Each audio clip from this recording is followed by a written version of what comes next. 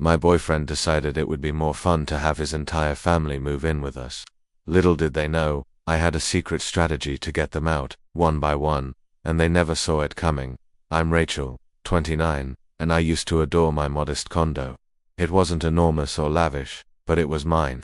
2 bedrooms, a small balcony brimming with succulents, a lemon tree I nurtured daily, and enough quiet to actually think after grueling shifts as a medical assistant at a busy outpatient clinic. My boyfriend, Eric, 31, moved in about a year ago. After we'd been together for 2, we had a comfortable routine. I was up by 5:30 a.m., out the door by 6, and usually back by 4 p.m., depending on my patients. He worked remotely, handling tech support from the 2nd bedroom, which we'd set up as his office. No relationship is flawless, but I genuinely believed we were strong. Eric was instantly likable.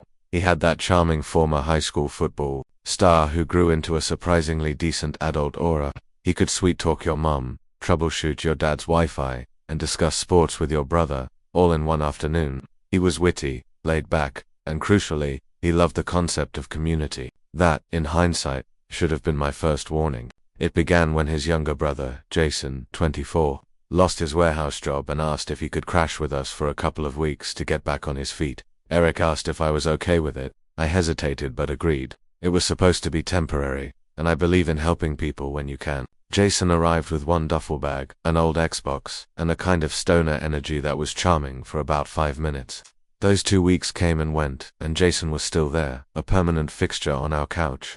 He never woke up before noon, and, when he did, he'd shuffle into the kitchen in boxers, scratch his belly, and ask me what was for dinner, as if I was some 1950s housewife instead of a woman who'd just spent the day drawing blood and dealing with aggressive patients. He promised he was job hunting, but I never once saw him send out a resume. Then, Eric's mother, Diane, 58, got into a spat with her landlord over a maintenance issue.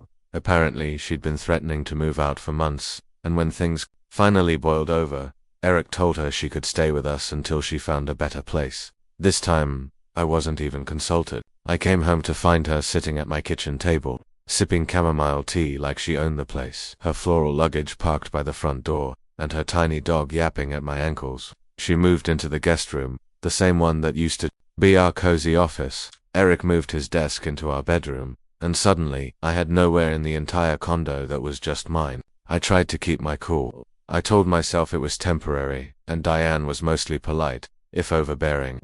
She immediately started improving the space, rearranging furniture, hanging strange wall art she found at thrift stores, and constantly reminding me how she used to decorate her own home with more warmth and less sterile minimalism. The couch got a doily, my kitchen got a rooster clock, our bathroom suddenly had one of those fuzzy toilet seat covers. Every day, something small in my life was quietly overridden.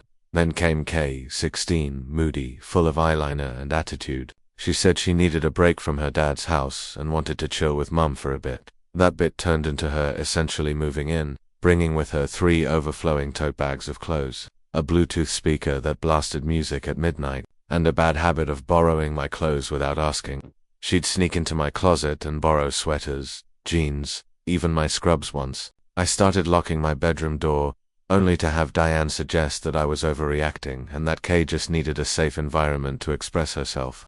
By now, I was cooking for 5 people. The dishwasher ran twice a day. Groceries disappeared. Faster than I could unpack them, my almond milk gone, my favorite yogurt gone, my emergency bottle of wine also gone, and replaced by a jug of cheap sangria someone got from a discount liquor store. I hadn't sat in silence in weeks. Every day I would come home from my shift and find someone parked in my spot. My lemon tree died from neglect because Diane decided to repot it and overwatered the roots.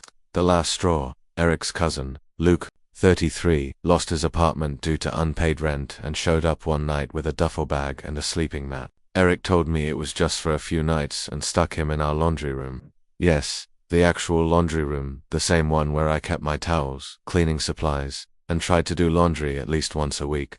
Now it was occupied by a man who had no boundaries and believed in living in the now. I lost it when I stepped over Luke's feet to get to the detergent one night, and he asked if I could pick up some better snacks next time I went to the store. Meanwhile, Jason was still unemployed.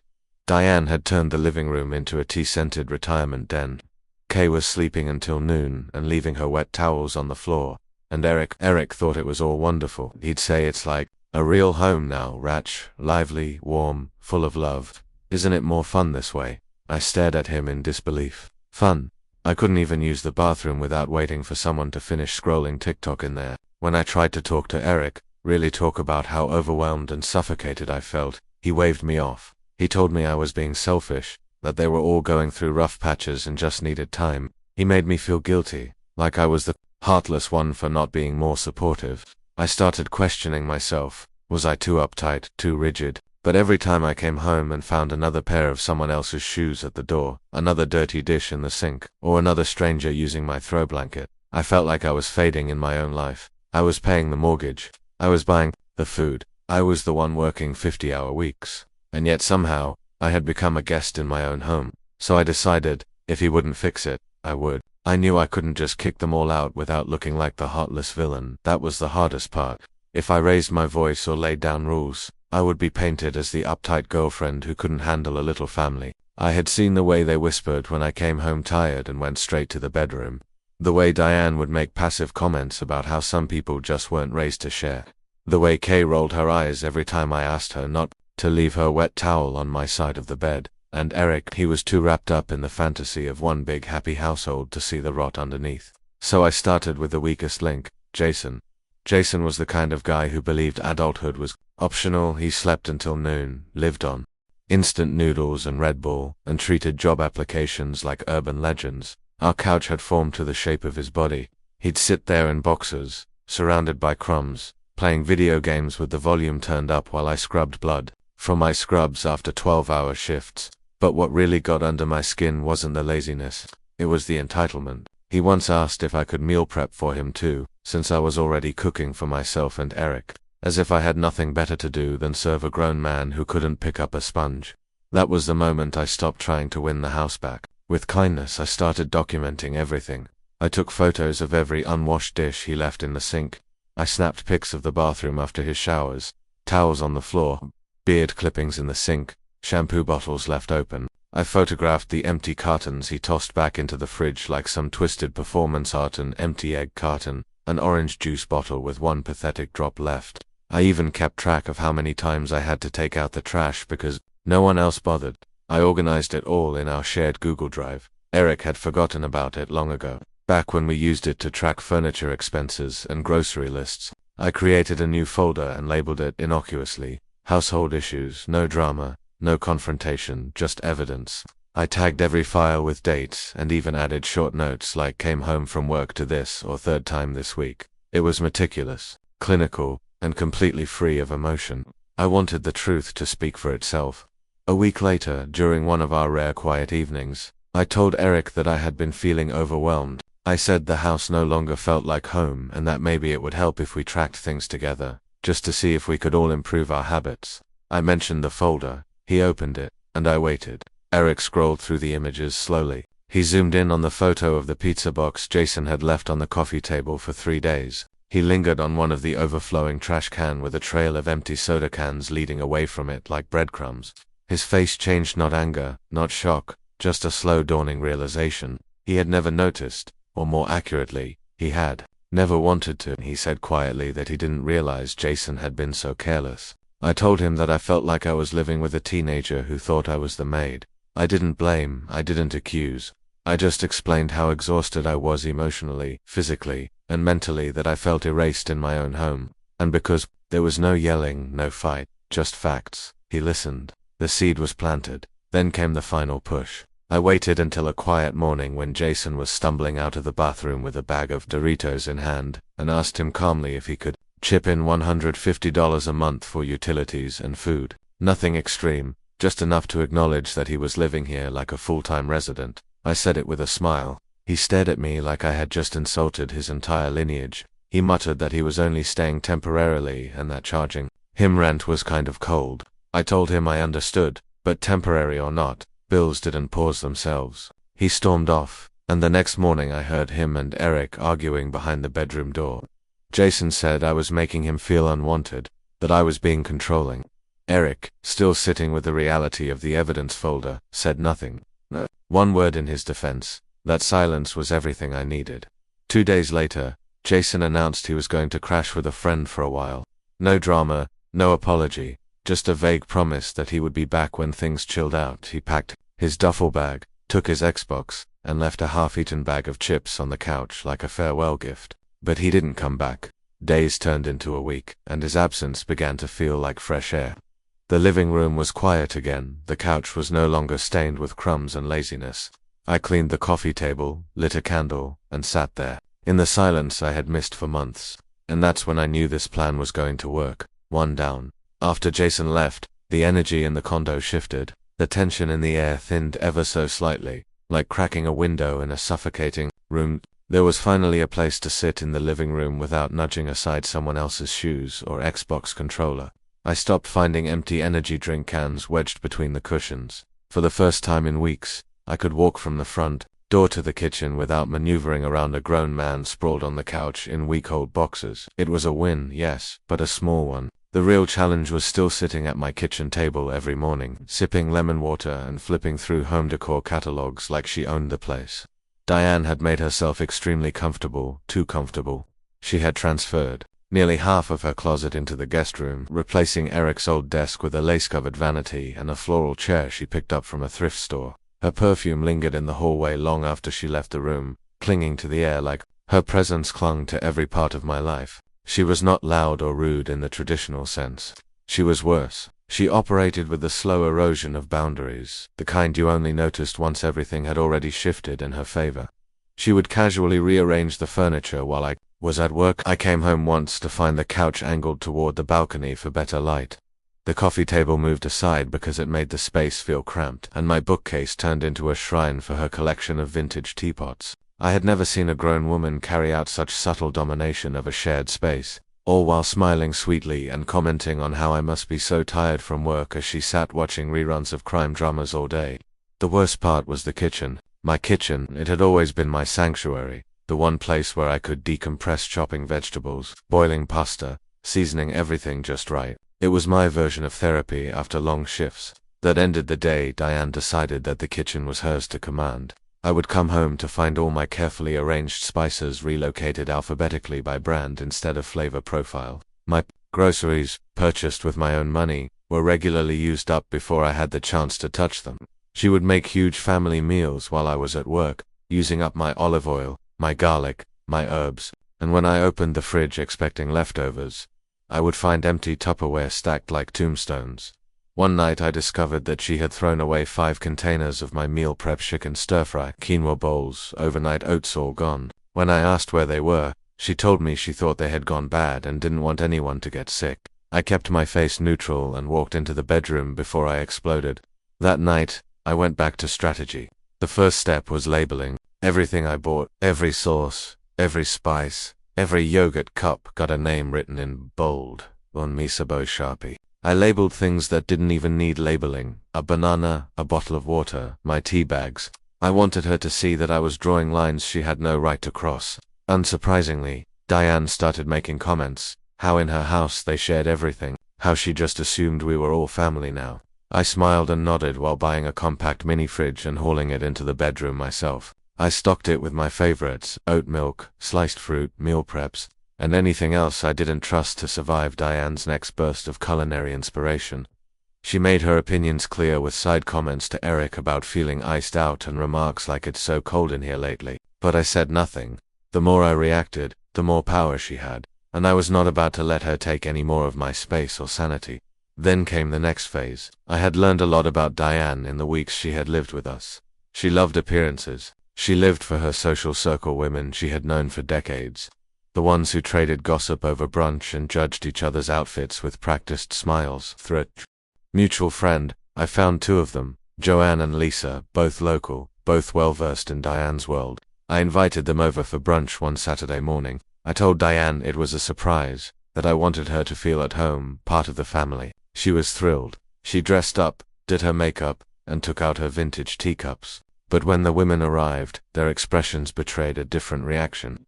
Our condo, once airy and peaceful, was now cluttered and chaotic. Kay was blasting music in the back room. Luke had his laundry draped over chairs in the hallway. The dining table had been pushed awkwardly against the wall to make room for Diane's reading corner. The women, used to spacious, curated brunches, were visibly uncomfortable. I let them see everything, the chaos, the noise, the lack of personal space, and then I excused myself to the kitchen, letting them catch up like old times. I knew what would happen. Within 30 minutes, Joanne, who also happened to be a realtor, casually mentioned a quiet, well-lit apartment just 3 blocks away. Low rent, no roommates, a cozy spot Diane could make entirely her own. Lisa jumped in with how nice it was to have privacy and control over your own space. Diane listened. She didn't say much, but I could see the wheels turning. 2 weeks later, she broke the news to Eric. She told him she missed having her own space and that she needed a home base where she could entertain, relax, and just be herself. She presented it like a gift to Uche, was making room for the couple.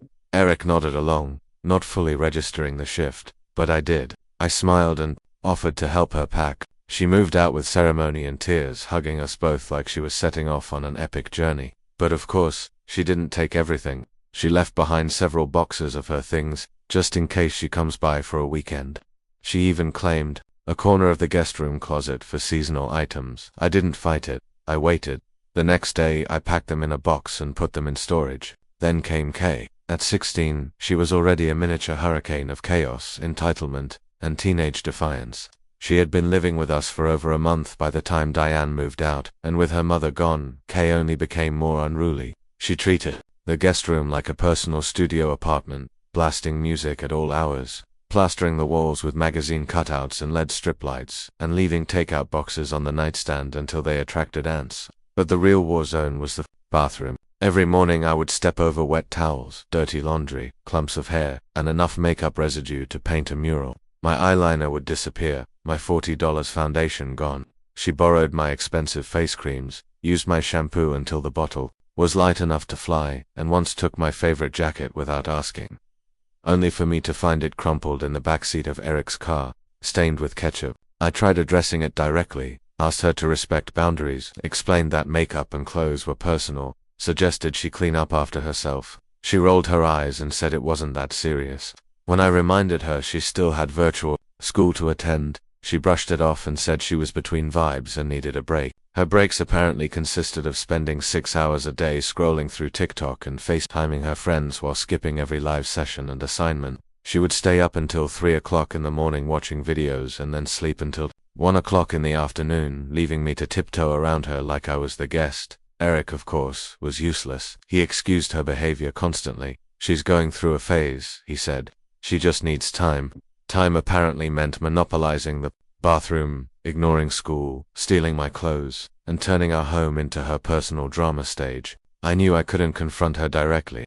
She would spin it into a sob story, accuse me of being cruel, and Eric, soft-hearted and non-confrontational, would cave. I needed a smarter approach, so I went digital. I logged into our router's admin settings one night while she was at a sleepover and quietly set up parental controls not to punish her, just to redirect her. I restricted internet access on her devices from 11 p.m. to 7 a.m. and blocked certain platforms like TikTok and Instagram during school hours. Nothing excessive, just enough to force her hand. Then I took it a step further.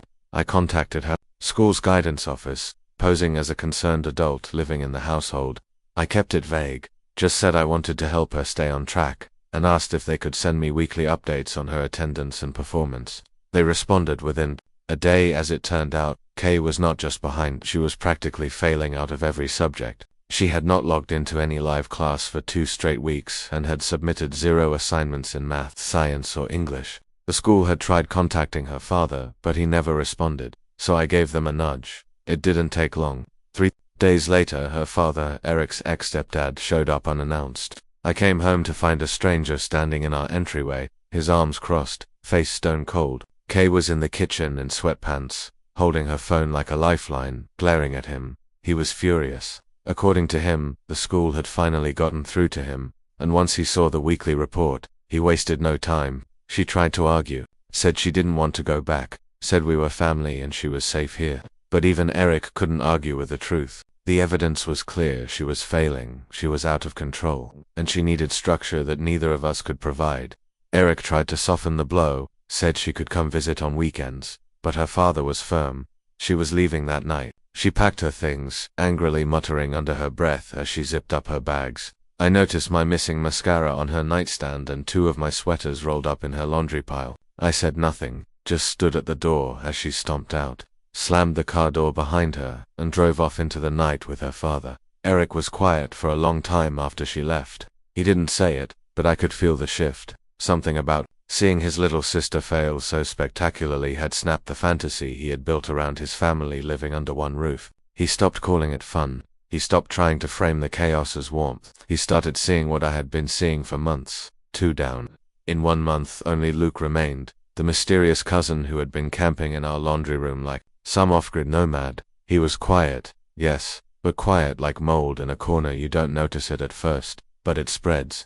He had come in with nothing but a duffel bag and a promise that he would be gone soon. That was 6 weeks ago. He slept on a mattress pad next to the dryer, used the guest bathroom like it was a gym locker room, and washed his dishes in the sink like it was some personal ritual, never bothering to clean up afterward. He kept odd hours, sometimes gone all night, other times slinking in at 4 a.m. I found cigarette butts on the balcony and wrappers under the couch. He never once contributed to groceries or utilities and acted like his mere presence was a favor. But he wouldn't be a challenge for long. Luke wasn't like the others. He was quiet, barely around, and surprisingly respectful. But even the most invisible guest becomes a burden when they live in your laundry room for free and don't contribute to the home you built. At first, I tried the subtle route. I started doing laundry late at night, moving detergent and baskets to make the space uncomfortable. I made comments like, "Wow, this room's getting cramped, and it must be hard to sleep next to the water heater." But Luke didn't budge. Then I noticed something. He was constantly printing job applications, but only for jobs out of state.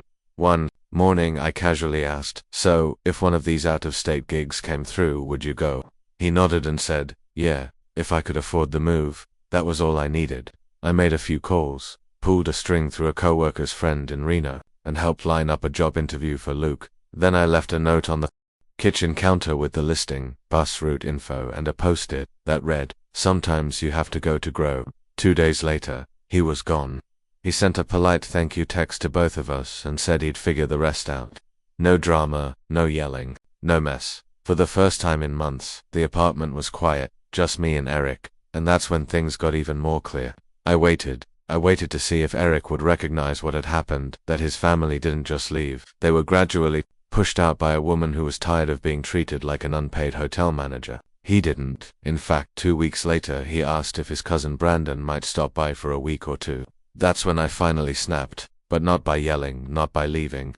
I sat him down and calmly laid it all out. I told him I knew he hadn't seen what was happening, but that I had taken care of it, that his family hadn't left because of bad luck. They left because I made it happen, and if he didn't start putting our relationship first, the next person to leave would be him. At first he laughed. He thought I was joking, but I wasn't, and I told him so, with eye contact, no hesitation, and total confidence. That night, for the first time in a long time, Eric cleaned the dishes. He took out the trash, and the next day, he cancelled a planned visit from Brandon. Since then, things have changed, slowly but surely. Eric's been more present, more thoughtful. He started cooking once a week. He asked me to redecorate the guest room together. Now our house is ours again, and everything is in its place.